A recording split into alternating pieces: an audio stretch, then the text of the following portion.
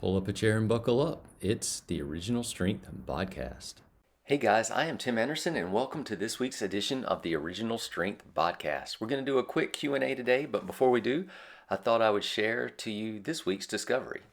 I've discovered that my local Costco sells A2 milk, organic A2 type milk. And it's much cheaper at Costco than it is at my local grocery store. And if you don't know what A2 milk is, it comes from cows that produce the A2 type beta casein protein. And that protein is said to be easier to digest. It's even said to be the type of protein that's primarily in human breast milk. Either way, I am excited about that. Is it easier to digest than A1 type milk that I have grown up drinking all my life? I'm not really sure, but I do like milk and I have enjoyed it rather thoroughly. So, if you have a Costco near you and you're looking for organic A2 milk, you might get lucky. All right, this has been a really fun week. I just got off of a weekend teaching with Mr. Dan John. He came to Fuquay-Varina, my hometown, and he presented his A, B, C's, and F's of strength training. And Dan is just I just love being around him because he's just so smart. And if you don't know who Dan John is, well, he's pretty much the wisest, hardest working man in the fitness industry today, or at least I think he is. Of course, I could have a man crush on him. Anyway, Dan he had a slide that was really cool for me, and it said, "Sitting on wells, fishing for minnows." And that just resonated with me. I like that slide or that saying, and I think the gist of it is keep the main thing, and don't get caught up in the small things that really don't matter in whatever it is you're pursuing. Now, his A, B, C's, and F's of strength training, I think that's just brilliant. Dan grades things, like if it's really useful and it yields a high return, he gives it an A.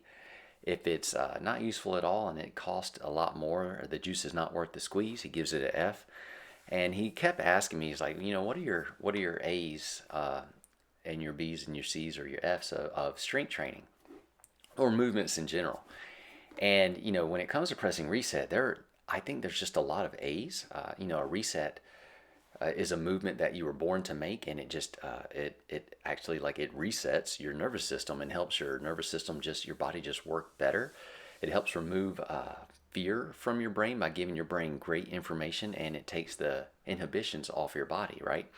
So to me, anything that does that, that's going to get an A. But then he was asking me, like, well, but what resets are just like A's? And I'm thinking, well, maybe I need to think in the terms of what's an A plus. And I'm going to start with, if I were going to label my resets as A, B, C's, and there are no F's really, but if I were going to label them, what would I give an A plus?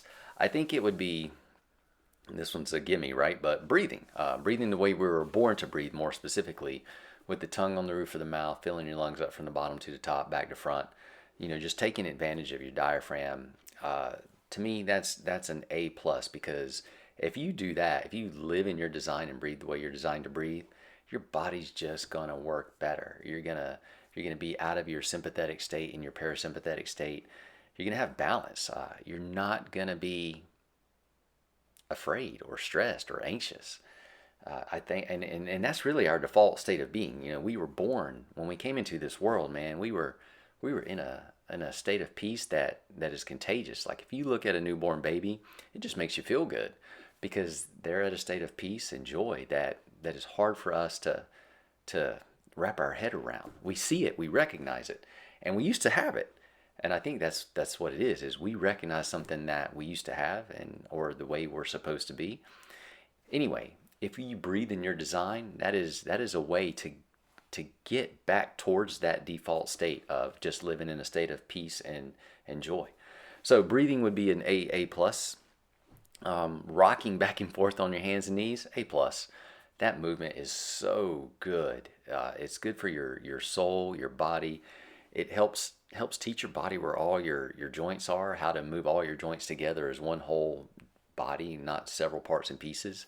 It teaches your stabilizers how to stabilize your joints so your movers can move your joints. Rocking is an A plus plus. Crawling, also an A plus. Helps connect both hemispheres of your brain and just make you whole. sharpens your reflexes throughout your entire body, connects your torso, your shoulders to your hips. Again, it keeps your brain healthy. It helps you concentrate, focus, remember, settles you down again. It's still good for your soul, and it's so powerful though it can actually help rewire and remap your brain if you had the misfortune of getting a brain injury. Crawling is just an amazing A plus reset. So I could go on and on about the resets, but what if we did that to strength training too? Like what exercises in strength training would you call an A plus or a B or C or an F? I think the body weight squat and the barbell squat or any type of squat, the goblet squat, I'm gonna give that an A plus. We're born to squat. It actually helps you go to the bathroom. I mean, if you're out in the woods, there ain't no toilets out there. You could show the bears in the woods how to do something. Anyway, I would call the squat would be an A plus. I would give the deadlift probably an A to an A plus. I mean, picking stuff up off the ground, that's a pretty useful skill that just it can do your body good. Loaded carries, I would call an A plus. Yeah, you notice I'm just giving things pluses, right? The push up, I'd give that an A. I don't know if I'd give it an A plus. Hanging from a bar, I would give that an A for sure. I would give that a higher grade than doing pull-ups and chin-ups for certain. I think they're cool, but I don't think everybody needs to do them, and I don't think everybody's supposed to do them. But hanging, man, that can be so good for your shoulders and your spine. I'm gonna give that would be an A plus. Let's see what else. Kettlebell movements, goblet squat. I already said squat. That would be an A. I really don't like swings. I know everybody's crazy about swings. But I don't know. I'm just going to give that a B. I think you get out of it what you put into it. The snatch, I used to love that. I'll probably give it an A. Maybe A to a B. I'm somewhere in there. I'm kind of torn on that. Are there any Fs? That's a great question. There are Fs. I don't know. I'm not a huge fan of the Bulgarian split squat. The pistol, I would give that an F. If you don't know what a pistol is, it's a one-legged body weight squat. To me, it's a circus trick. I would give this is not, I'm going back to an A. I think the get up has so much merit. I don't think the very strict rule following get up is all that great, but learning how to get up and down from the ground with or without a weight, with a weight over your head, however you get up and down from the ground, A plus. That's going to be good for your life no matter how old you are, especially when you're 90, 100 years old. You're going to want to know how to get up and down off the ground with as many options as possible. So I guess I've only given you two Fs. The pistol, yeah, that's an F. Bulgarian split squat, F. Anyway, all right, so if you've never thought about grading the movements that you engage in, think about it. Like some movements, they do your body right and they're really good for you, and other movements you're probably just doing them because you think you're supposed to do them, but you don't really like the way they feel, and sometimes that juice is not worth the squeeze. Maybe sometimes they hurt you, but you do them anyway. So I encourage you to take a page out of Dan John's book and grade your movements and see, the ones that serve you well, have at them. The ones that don't, that cost you more than they're worth, maybe get rid of them and try something else. Maybe learn something new. All right, this week's Q&A. I had a viewer write in today, actually, and ask me why I don't really talk much about the crab crawl like I do, regular crawling on the hands and knees or leopard or Spider-Man crawling. And that's a fair question because he's right. I've out of like 600 and something videos, I think I've made one video about the crab crawl. And the easiest answer is because most of my videos, they are like, the biggest bang for your buck movements. And crab crawl can be great. If I were going to grade it, I'd give it a C. But the reason I don't make a lot of videos about the crab crawl or I don't talk about it much is just that. It's just not a big bang for my buck, and to me, and it's a personal thing. But when I'm teaching people how to press reset, I am looking to help them get the biggest bang for their buck as far as the movement goes. And when you crawl on your hands and knees, or you crawl on your hands and feet with your butt down below your head, you're restoring your posture. You're resetting the curves in your spine. You're turning on your your your center muscles. Like you really, man, you are working your center, your core, if you will, reflexively, and so that it is just such a huge payoff and return. Now, in crab crawling, which is your hands behind your back and your belly's up towards the sky, uh, it still works opposite limbs moving together, so it still does great things for your brain, but you don't get those postural benefits, and you certainly don't get the midsection benefits of a strong center. So if I were trying to build my midsection, have strong abs, strong lower back, I would crawl on my hands and knees or my hands and feet. But I would not do that with crab crawling. And that's really the biggest reason that I haven't made a lot of crab crawling videos. So great question. Because it made me think. I was like, man, he's right. I've made one video out of all the crawling videos that I've ever made. So good question. Next question is from a reader or on the YouTube channel that has bought all of my books and watched a lot of the videos. I mean, if you watched them all, man, God bless you. But his question was a good question. He's like, look, you've got all these workout routines and exercise, routines, training sessions in your books. Which one am I supposed to do? And that's a tough question because I really don't know, because it depends on you, right? So like, depending on what your goals are, like if you just want to move well and feel good in your own body, it is hard to go wrong with the daily 21s that I've written about in like a few books now. They're in Discovering You, they're in A Simple Book of Strength. It is hard to go wrong with a daily, body movement plan like the daily 21s. They move you through the resets, they move you through some calisthenics, some just feel good movements. All, by the way, all those movements are A's. If you're going to grade those movements, they are A's.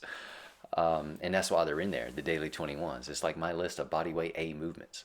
So, but if you wanted to like gain muscle mass and gain size, well then probably the strength training routines that are in Pressing Reset, Original Strength Reloaded. By the way, I've rewritten that book and it should come out, at the end of spring or the first of summer, to a local Amazon store or bookstore near you.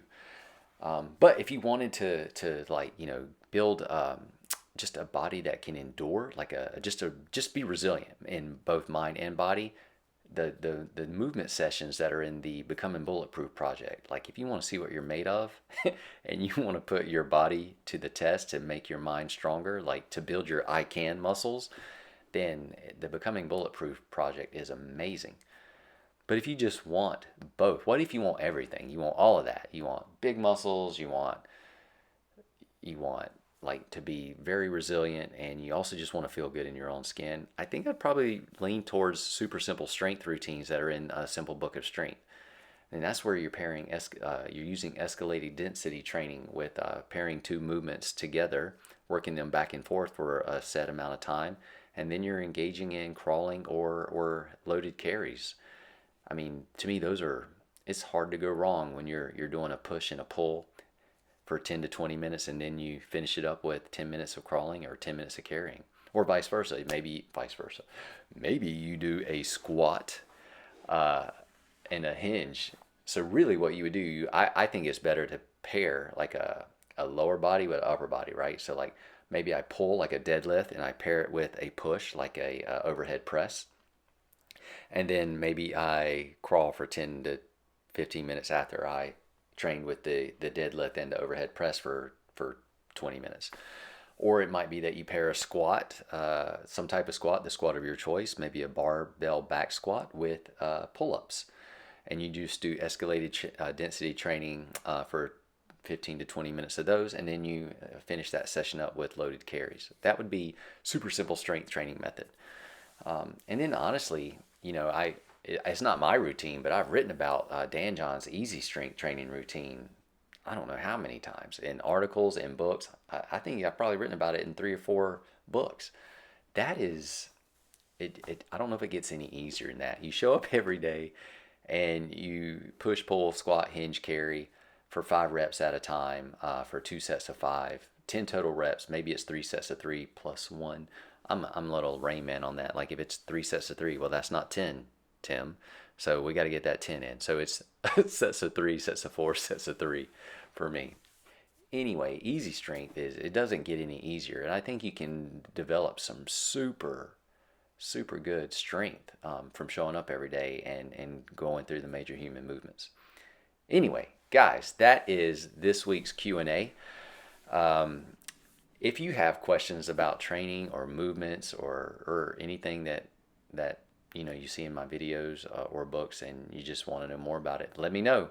I really appreciate the questions that you take the time to write in. And if you want to come to an original strength workshop, and that's why Dan John was in Fuquay. He wanted to come to the pressing reset and the pro reset workshops that we do. And guys, they're strong enough that Dan John wants to come, which is cool.